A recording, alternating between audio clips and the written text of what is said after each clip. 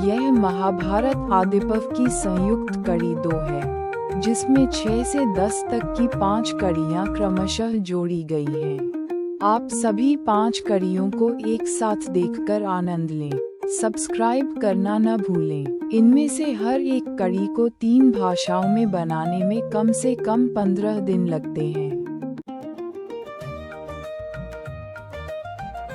सौती ने समापन करते हुए कहा, यह महाभारत की कथा मनुष्यों को संसार के दुखों से मुक्त करती है। इसे ध्यानपूर्वक सुनने से जीवन के सभी कष्ट दूर हो जाते हैं। नारद मुनि कैलाश की ओर पैदल जा रहे हैं। चारों ओर हिमालय की पहाड़ियां हैं। नारद मुनि एक बार महादेव के पास आकर समुद्र मंथन का समाचार देते हैं। वे बताते हैं कि सुर, असुर, यक्ष, राक्षस, भुजंग और किन्नर सभी ने मिलकर समुद्र मंथन किया, लेकिन महादेव को इसकी कोई जानकारी नहीं थी। नारद मुनि यह सुनकर अपने हृदय में गहरी पीड़ा अनुभव करते हैं और कैलाश पर जाकर शिव और पार्वती के चरणों में प्रणाम करते हैं। देवी पार्वती उन्हें आशीर्वाद देती हैं और आसन प्रदान करती हैं।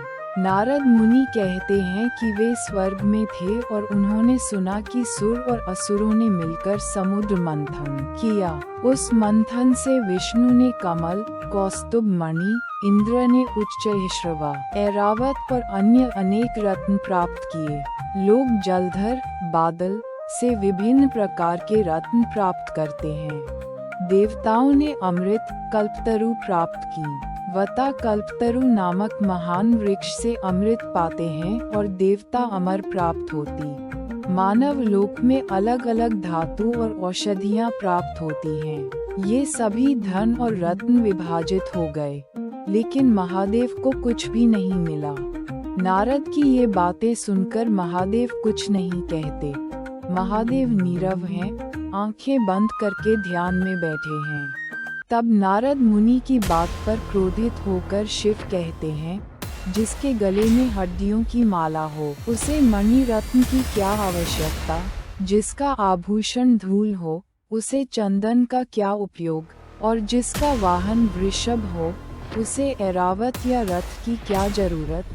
शिव आगे कहते हैं, पूर्व में दक्ष ने मेरी पूजा नहीं की, इसी कारण उसे उसका दंड मिला। दक्ष के गर्व के कारण उसका यज्ञ कुंड मूत्र और मल से भर गया। जिन्होंने मुझे जाने बिना पूजा नहीं की, उन्हें यही सजा मिली। इसके बाद देवी पार्वती कहती हैं, जो संसार के सभी भोग विलास को त्याग देते हैं, उन्हें लोग काया कहते हैं। लेकिन ब्रह्मा, विष्णु और इंद्र जैसे देवता जिस प्रकार आपकी पूजा करते हैं, ये सभी को जानना चाहिए। समुद्र मंथन से सभी रत्न उन्होंने आपस में बांट लिए, लेकिन आपको उन्होंने एक बार भी नहीं याद किया। पार्वती की बात सुनकर शिव क्रोध में कांपने लगते हैं। क्रोध से भरे हुए वे नंदी को वृषभ को सजाने का आदेश देते हैं। यहाँ सौती ने महाभारत की इस घटना को पुण्यवानों के लिए अमृत के समान बताया है। महाभारत की कई अज्ञात जानकारियाँ प्राप्त करने के लिए सब्सक्राइब करें और सभी वीडियो एक ही स्थान पर देखें। पार्वती के कठोर और कटु वचनों को सुनकर महादेव क्रोध से उन्मत्त हो उठे। उन्होंने बाघ की खाल खींचकर अपने शरीर पर ओढ़ ली। वासुकी नाग को रस्सी की तरह अपने कंधे पर बांध लिया। उनके कंठ पर एक फन शोभायमान था। हाथ में मृगपाश लेकर तैयार हुए। उनके मस्तक पर चंद्रमा की कलाकृति शोभित हो रही थी। उनके गले में हड्डियों की माला थी। उनके हाथों में कवच और कंकण थे। उनके मस्तक से सूर्य जैसा तेज, विशाल प्रकाश और चंद्रमा जैसी शीतलता प्रकट हो रही थी। महादेव मानो स्वयं प्रलय के रूप में प्रकट हो गए। हिमालय पर्वत से आकाश में तीव्र लहरें उठती हुई प्रतीत हो रही थीं।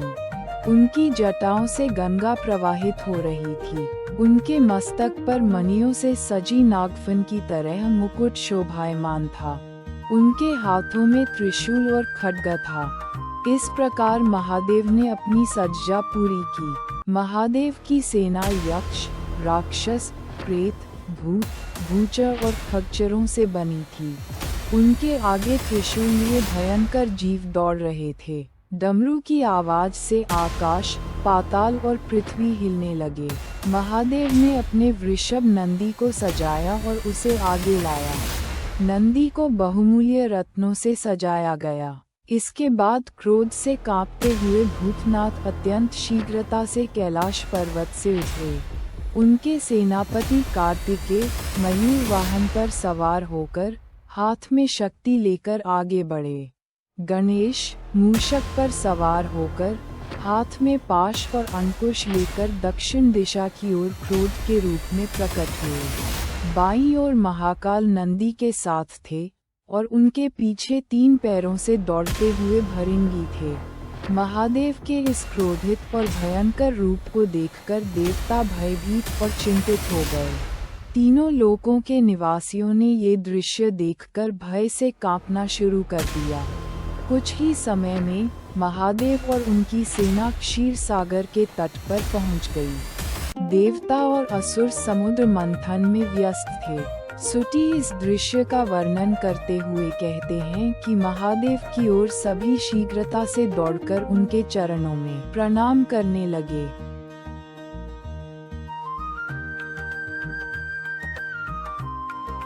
महाभारत की कई अज्ञात जानकारियां प्राप्त करने के लिए सब्सक्राइब करें और सभी वीडियो एक ही स्थान पर देखें। देवता हाथ जोड़कर महादेव के सामने खड़े थे। शिव ध्यानमग्न अवस्था में धीरे धीरे अपनी आंखें खोलने लगे। शिव ने पूछा, सिंधु मंथन क्यों रुक गया? इंद्र ने उत्तर दिया, देवताओं की शक्ति समाप्त हो गई है। ऋषिकेश भी बाध्य होकर मंथन से विरत हो गए हैं। इंद्र शिव के सामने खड़े हैं। उनके चारों ओर अन्य देवता धीरे धीरे अपने दुख को व्यक्त कर रहे हैं। इंद्र ने उत्तर दिया, देवताओं की शक्ति समाप्त हो गई है। ऋषिकेश भी विवश होकर मंथन से विरत हो गए। शिव क्रोध से बोले, तुम्हारा इतना अहंकार, मुझे उपेक्षित कर तुमने स्वयं ही सब कुछ करने का प्रयास किया। समुद्र मंथन करके रत्न प्राप्त किए और उन्हें बांट लिया, परंतु मुझे कोई स्मरण तक नहीं किया। शिव ने आगे कहा, तुम लोगों ने मेरा अपमान किया है। यह अहंकार अब और सहन नहीं होगा। महादेव बोले, तुम लोगों ने जो किया मैं उसका बुरा नहीं मानता, लेकिन मैंने कहा था कि सिंधु का मंथन करो, फिर भी तुमने मुझे उपेक्षित किया। शिव की बात सुनकर देवता भयभीत हो गए। किसी को भी उत्तर देने का साहस नहीं हुआ। वे चुपचाप सिर झुकाए खड़े रहे। तब कश्यप मुनि हाथ जोड़कर शिव से बोले, हे देव, पार्वती के प्रिय महादेव, कृपा करके ध्यान से सुने। मैं क्षीरसागर मंथन की कथा सुनाने जा रहा हूँ। कश्यप मुनि कहने लगे, दुर्वासा मुनि के गले में पारिजात की माला थी।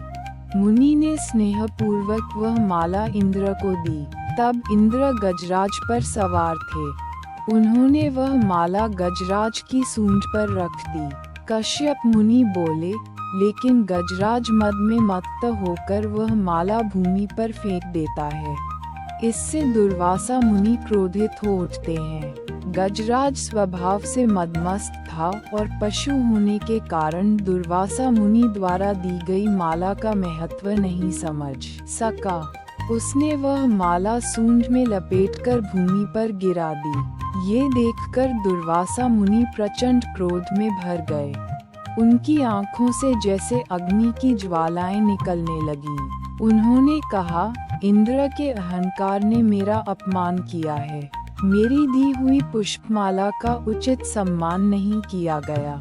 मुनि ने आगे कहा, इंद्र संपत्ति के अभिमान में मदमस्त होकर मुझे तुच्छ समझने लगा है, अतः मैं उसे शाप देता हूँ। लक्ष्मी देवी इंद्रलोक त्याग देंगी। दुर्वासा मुनि के शापानुसार लोकमाता लक्ष्मी देवी समुद्र के जल में प्रविष्ट हो गईं। लक्ष्मी देवी के बिना त्रिभुवन गहरे संकट में पड़ गया। देवताओं को समझ में आ गया कि लक्ष्मी देवी की अनुपस्थिति से सृष्टि का संतुलन बिगड़ गया है। त्रिभुवन के संकट को देखकर ब्रह्मा भगवान श्री कृष्ण के पास इस समस्या का समाधान मांगने गए। श्री कृष्ण ने इसका उपाय समुद्र मंथन बताया। नारायण के आदेशानुसार इंद्र और अन्य देवताओं ने पुनः क्षीरसागर का मंथन शुरू किया। मंदराचल पर्वत को मथनी के रूप में और वासुकी नाग को रस्सी के रूप में उपयोग किया गया। मंथन के कारण वरुण के जल में प्रचंड हलचल मच गई। विषैला धुआं और अग्नि चारों ओर फैलने लगे। वासुकी नाग के शरीर की हड्डियां टूटने लगीं और उसके सहस्र मुखों से रक्त बहने लगा। तब लक्ष्मी देवी नारायण की स्तुति गाती हुई पुनः देवताओं के बीच प्रकट हुई। नारायण ने देवताओं को मंथन रोकने का आदेश दिया, परंतु जब शिव ने पुनः मंथन करने का आदेश दिया तो देवताओं ने फिर से मंथन प्रारंभ किया। विष्णु शांत भाव से देवताओं की ओर देख रहे थे। दूर वासुकी नाग थका हुआ और घायल पड़ा था। उसके मुख से विष और रक्त प्रवाहित हो रहा था। तब वरुण बोले, हमारी सहन शक्ति समाप्त हो गई है, कृपया हमें अब और मंथन करने का आदेश न दें। शिव बोले, मेरे लिए एक बार और मंथन करो, मेरा आगमन व्यर्थ नहीं होना चाहिए। शिव का आदेश टालने का साहस किसी में नहीं था। देवता और असुरों ने फिर से मंथन प्रारंभ किया। अब सभी के शरीर श्रम से थक चुके थे। सभी ऐसे सांस ले रहे थे मानो वह सांस नहीं बल्कि अग्निशिखा हो। मंदराचल पर्वत अत्यधिक घर्षण के कारण इतना गर्म हो गया कि वह एक विशाल अग्निकुंड सा प्रतीत होने लगा। वासुकी नाग का शरीर घर्षण से बुरी तरह घायल हो गया। उसके शरीर से रक्त और विष समुद्र में प्रवाहित होने लगे। अत्यधिक घर्षण के कारण वासुकी अब इसे सहन नहीं कर सका। समुद्र मंथन की अग्नि, वासुकी का विष, देवताओं की श्वास की अग्नि और मंदराचल पर्वत की तपिश मिलकर एक भीषण ज्वाला का रूप ले चुकी थी। यह अग्नि अचानक समुद्र से बाहर निकल आई। यह इतनी भयानक थी कि ऐसा प्रतीत हो रहा था जैसे सूरज की तपिश अचानक 1000 गुना बढ़ गई हो। यह अग्नि जंगल की आग की तरह चारों ओर फैल गई। ऐसा लगने लगा मानो ये समस्त वनों को भस्म कर देगी। ये दृश्य देखकर देवता भय से कांपने लगे। समुद्र मंथन से उत्पन्न विष क्षण भर में समस्त समुद्र और उसके आसपास के क्षेत्रों में फैल गया। इसकी तीव्र जलन से कोई भी इसे सहन नहीं कर पा रहा था। इंद्र, कुबेर, वरुण, अष्टवसु, नवग्रह, अश्विनी कुमार सभी देवता भागने पर विवश हो गए। असुर, राक्षस, यक्ष और अन्य सभी प्राणी विष की तीव्रता सहन न कर पाने के कारण भयभीत होकर भाग गए। त्रिभुवन के सभी जीव विष के आतंक से जड़वत हो गए। वे सभी शिव की ओर आशा भरी दृष्टि से देखने लगे। दूर से देवता शिव से प्रार्थना करने लगे, हे भूतनाथ, हमारी रक्षा करें। आपके अलावा कोई हमारा उद्धार नहीं कर सकता। यदि आप हमारी रक्षा नहीं करेंगे तो ये संसार नष्ट हो जाएगा। कृपया विलंब न करें। एक क्षण की देर और होगी तो प्रलय आरंभ हो जाएगा। देवताओं ने एकाग्रचित होकर महादेव की कृपा की कामना की। उनके मन में एक ही आशा थी, शिव उनकी रक्षा करेंगे। त्रिभुवन के सभी देवताओं की विनती और प्रार्थना देखकर तथा विष की ज्वाला से सृष्टि के विनाश का संकट देखकर त्रिनेत्रधारी महादेव गहन चिंतन में डूब गए। शिव ने मन में विचार किया, पूर्व में मैंने ये संकल्प लिया था कि सिंधु मंथन के फलस्वरूप जो कुछ भी उत्पन्न होगा उसकी संपूर्ण जिम्मेदारी मेरी होगी। यदि मेरे प्राप्त रत्न से ही सृष्टि का विनाश हो जाए तो यह मेरा ही दायित्व बनता है। ये सोचकर महादेव ने दृढ़ संकल्प लिया और आगे बढ़े। उन्होंने समुद्र से निकलकर आकाश तक फैले उस भयानक विष को देखा, जो घने काले धुएं के समान फैल रहा था। शिव ने उस विष को अपनी ओर आकर्षित किया और एक ही घूंट में पी लिया। देवता और असुर दूर से शिव की इस लीला को देखकर स्तब्ध रह गए। उन्होंने देखा कि शिव ने विष को पी तो लिया, लेकिन उसे गले से नीचे नहीं उतारा, बल्कि अपने कंठ में धारण कर लिया। विष की तीव्रता से शिव का कंठ नीलवर्ण का हो गया। महादेव के इस असाधारण त्याग को देखकर त्रिभुवन के समस्त देवता, असुर और प्राणी विस्मय से भर उठे। सभी ने शिव को प्रणाम कर कहा, आपके अतिरिक्त कोई हमें इस संकट से मुक्त नहीं कर सकता। आप ही हमारे रक्षक हैं। त्रिभुवन के सभी प्राणियों ने शिव की प्रार्थना करते हुए कहा, आप अनंत ब्रह्मांड के स्वामी, वरुण, नक्षत्रों के स्वामी, वसु, रुद्र, स्वर्ग, मृत्युलोक, पाताल, पर्वत और समुद्र के अधिपति हैं। आप योग, ज्ञान, वेद, शास्त्र, यज्ञ और जप के प्रतीक हैं। उन्होंने आगे कहा, आपने समय से पूर्व इस महाप्रलय का आरंभ किया है। हम कुछ नहीं जानते, कृपया हमें इस संकट से मुक्ति का मार्ग दिखाए, हे मृत्युंजय। ये सुनकर महादेव ने सभी को आश्वस्त किया और आदेश दिया, मंदराचल पर्वत को पुनः अपने स्थान पर स्थापित करो और मंथन को रोक दो। अब इसकी कोई आवश्यकता नहीं है। देवताओं ने पहले ही अत्यधिक कष्ट सहा है। शिव के इस आदेश को सुनकर देवता अत्यंत प्रसन्न हुए। वे सब मिलकर मंदराचल पर्वत को उठाने लगे, लेकिन 33 करोड़ देवता और असुर मिलकर भी उसे हिला नहीं सके।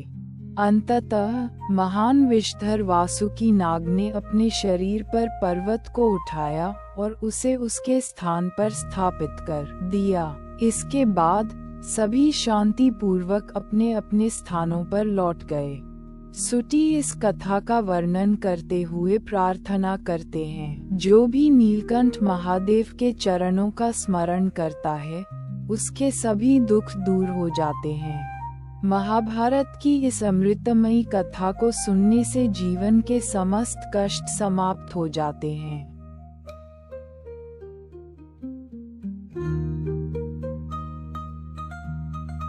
सब्सक्राइब करें और महाभारत आदिपर्व व प्राचीन युद्धों के सभी वीडियो एक ही जगह पर पाएं। सुटी इस कथा का वर्णन करते हुए प्रार्थना करते हैं, जो भी नीलकंठ महादेव के चरणों का स्मरण करता है, उसके सभी दुख दूर हो जाते हैं। महाभारत की इस अमृतमयी कथा को सुनने से जीवन के समस्त कष्ट समाप्त हो जाते हैं।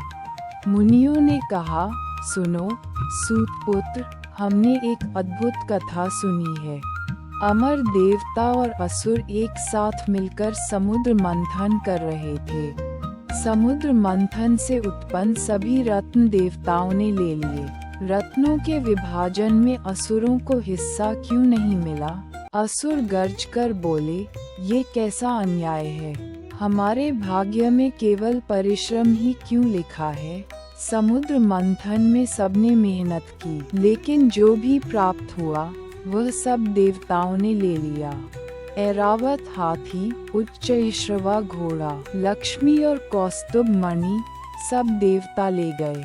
देवताओं ने बच्चों की तरह सब कुछ लूट लिया। अमृत का भाग देवताओं को मिलेगा, इसलिए उन्होंने अमृत कलश अपने पास रखना चाहा।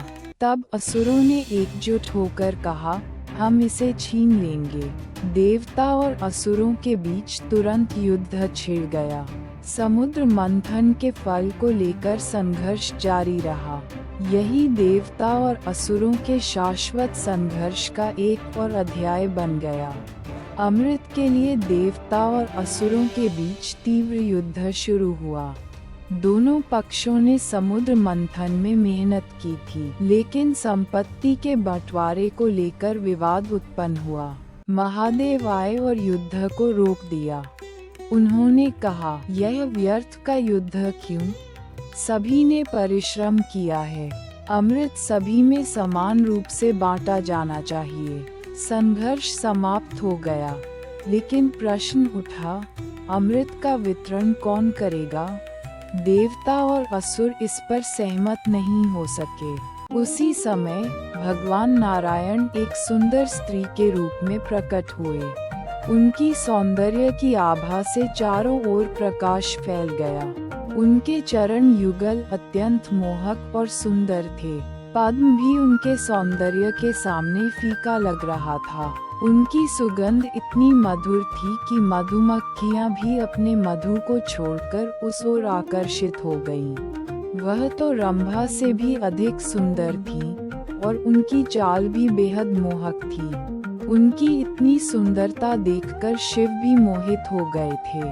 मोहिनी के रूप पर सब मोहित हो गए और अमृत वितरण का कार्य उन्हें सौंप दिया। उन्होंने कहा, मैं न्याय करूंगी। मोहिनी ने चतुराई से केवल देवताओं को अमृत पिला दिया। असुर उनकी सुंदरता में इतने मोहित हो गए कि इस चाल को समझ ही नहीं पाए। देवताओं ने अमृत पीकर अमरत्व प्राप्त कर लिया। असुर जब तक धोखा समझ पाते, देवता विजय का उत्सव मना रहे थे। भगवान नारायण ने मोहिनी रूप में चतुराई से देवताओं की सहायता की। इस तरह देवता और असुरों के शाश्वत संघर्ष का एक और अध्याय समाप्त हुआ। नारायण का मोहिनी रूप इतना अनुपम था कि उनकी नाभि एक खिले हुए कमल के समान मनमोहक लग रही थी। उस पर स्वर्ण आभा की छटा चमक रही थी। चारों ओर मृदंग और बांसुरी की मधुर ध्वनि गूंज रही है। उसके शरीर की मधुरता अत्यंत स्निग्ध और मधुर है। उसकी बाहें मक्खन की तरह चिकनी हैं, जिन्हें देखकर देवता और असुर मोहित हो रहे हैं। उनके हाथ कमल के समान कोमल थे और उनकी उंगलियां चंपा के फूल जैसी सुकोमल थीं। उनके नाखूनों की चमक चंद्रमा के प्रकाश की तरह थी। उनका सांवला मुख करोड़ों कामदेवों के रूप को भी मात दे रहा था। उनके ओष्ठों, होठों की मृदु मुस्कान चारों ओर मोह छा रही थी। उनकी आंखें नीले कमल के समान चमकदार थीं और उनकी भौहें फूलों से बने धनुष जैसी सुडौल थीं। ऐसा सौंदर्य किसी को भी मोहित कर सकता था।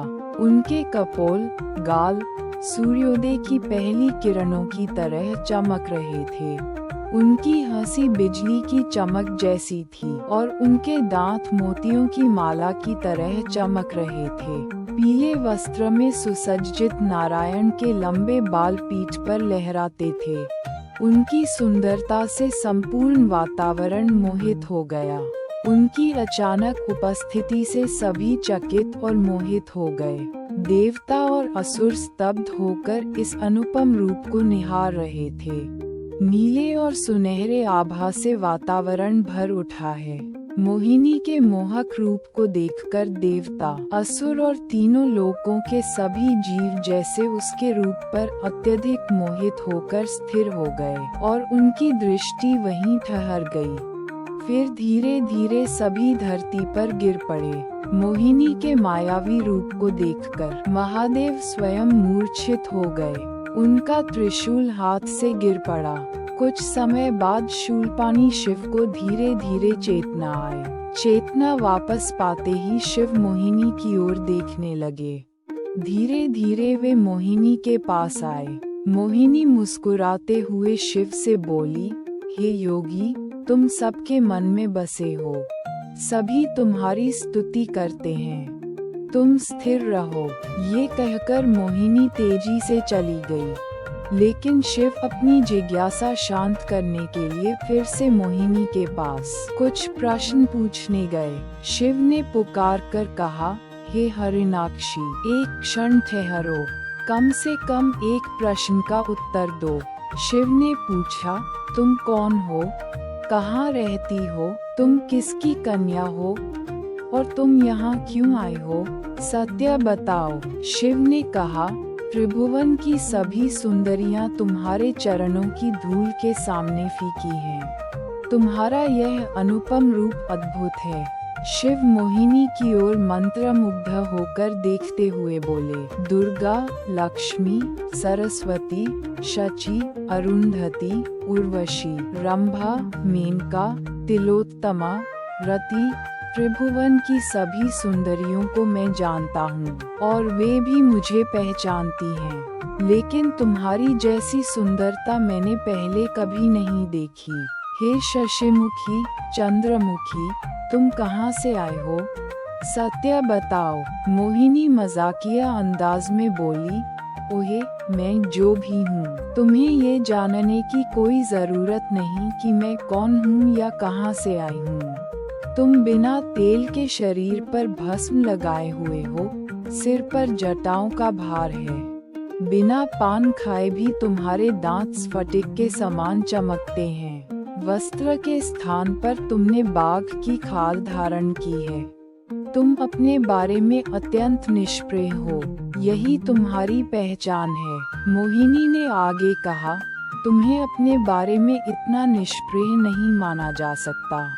इसके विपरीत देखो, मेरे शरीर की सुगंध से पूरा ब्रह्मांड भर गया है। मेरे अंगों की दिव्य आभा ने त्रिभुवन को प्रकाशमय कर दिया है। मोहिनी ने कहा, तुम मुझसे बात करना और मेरे पास आना क्यों चाहते हो? मैं जानती हूँ, तुम तो इस संसार में सबके पूजनीय हो। मोहिनी ने गर्व से कहा, जिसने मेरा रूप देखा वह पुण्यवान हो गया। उसे स्वयं को धन्य मानना चाहिए। मैं सुर, नर और असुरों को मोहित करने वाली अद्भुत मोहिनी हूँ। मोहिनी धीरे धीरे दूर जाने लगी। चारों ओर स्वर्ण और नील प्रकाश बिखर रहा था। शिव स्तब्ध होकर खड़े रह गए। पृष्ठभूमि में देवता जिज्ञासा भरी दृष्टि से इस दृश्य को देख रहे थे। दिन रात इस मोहिनी मूर्ति की सुंदरता को देखकर मोहित हुए बिना कोई उपाय नहीं है।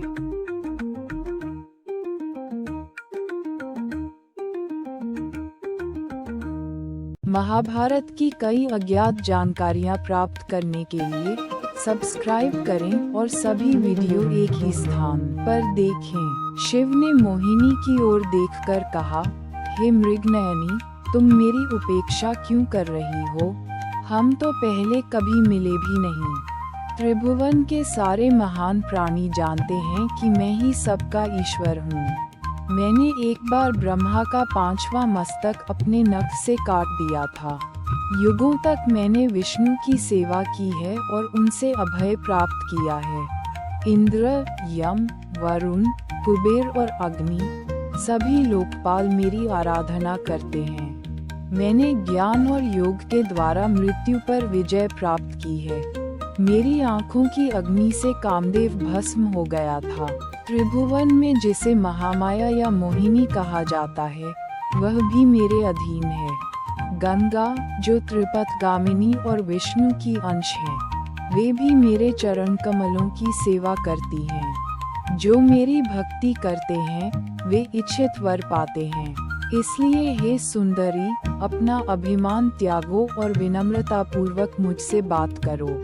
यदि तुम मेरी भक्ति करोगी तो तुम्हारी सारी इच्छाएं पूर्ण होंगी और तुम्हें सिद्धि प्राप्त होगी। शिव के सामर्थ्य और गहराई से भरे वचनों को सुनकर मोहिनी ठिठक गईं। उनके चेहरे पर व्यंग्य और आकर्षण का मिश्रित भाव उभरा। चारों ओर एक मायावी वातावरण बन गया। मोहिनी व्यंग्य पूर्वक बोली, हे योगी, अब मैं तुम्हें पहचान गई हूँ। सब तुम्हें महेश कहते हैं। तुम्हारे जप, तप, योग और ज्ञान सब कुछ मौजूद है। तुम्हारे 5 मुख राम नाम का कीर्तन करते हैं। जटाएं हैं, भस्म लगा है, सब कुछ देखा है। मोहिनी बोली, तुम स्वयं को वैरागी कहते हो और तुम्हारी यह छवि सभी को ज्ञात है। लेकिन तुम इस तरह विचलित हो गए हो, ये तुम्हें शोभा नहीं देता। शिव बोले, हे मनोहरा, ध्यान से मेरी बात सुनो। तुम्हारा रूप और सौंदर्य अद्वितीय है।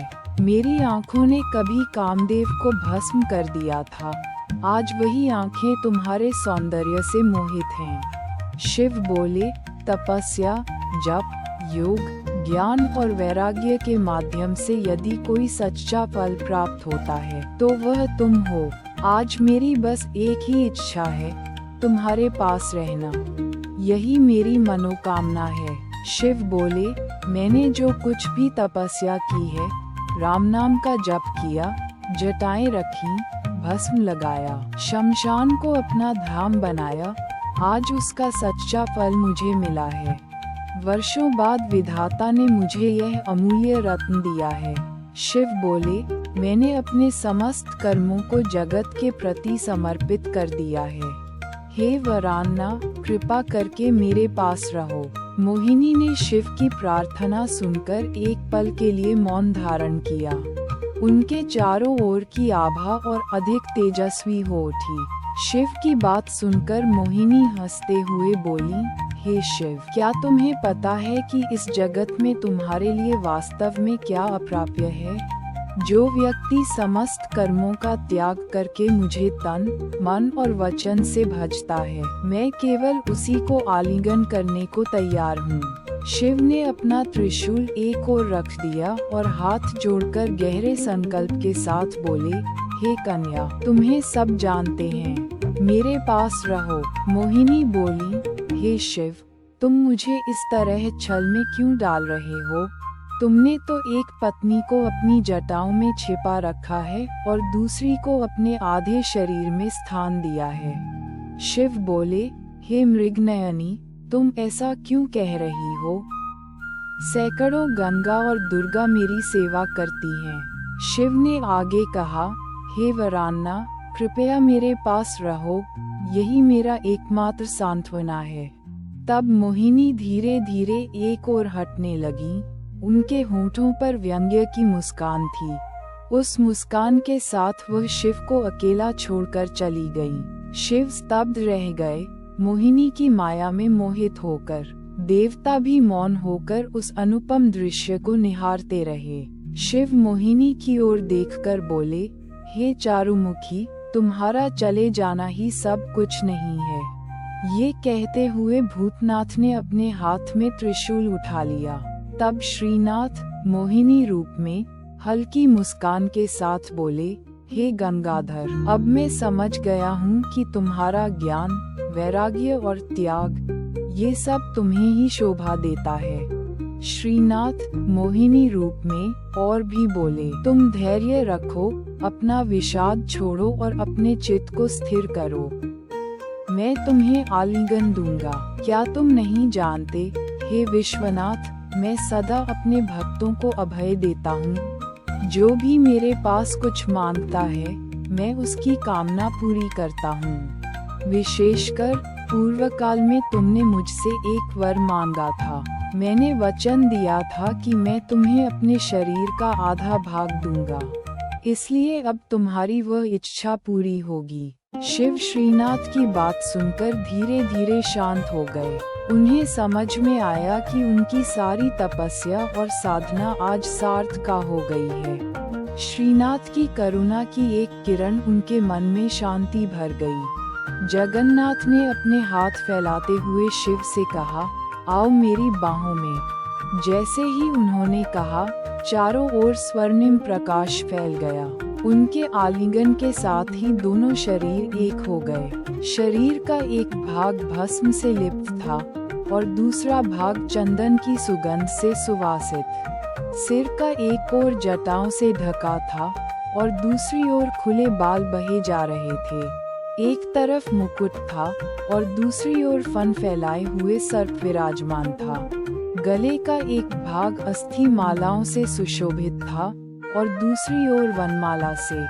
एक कान में मकर कुंडल और दूसरे में सर्प की कुंडली। एक ओर श्रीवत्स का चिन्ह था और दूसरी ओर विष की आभा। कमर का एक हिस्सा बाघ की खाल से ढका था और दूसरा पीतवस्त्र से। एक पैर में फन उठाए सर्प और दूसरे में सोने की नूपुर की चमक। हाथों में एक ओर शंख और चक्र और दूसरी ओर त्रिशूल और डमरू शोभायमान थे। हर शस्त्र से दिव्य ऊर्जा की किरणें फूट रही थीं। उस युगल रूप के एक ओर दुर्गा विराजमान थी और दूसरी ओर लक्ष्मी। देवगण प्रणाम कर रहे थे और चारों ओर पुष्प वृष्टि कर रहे थे। सौती उस दिव्य युगल रूप को स्मरण करते हैं जो त्रिभुवन को मोहित करता है। उनके चरण कमल से निकला प्रकाश पूरे ब्रह्मांड को प्रकाशित कर रहा था।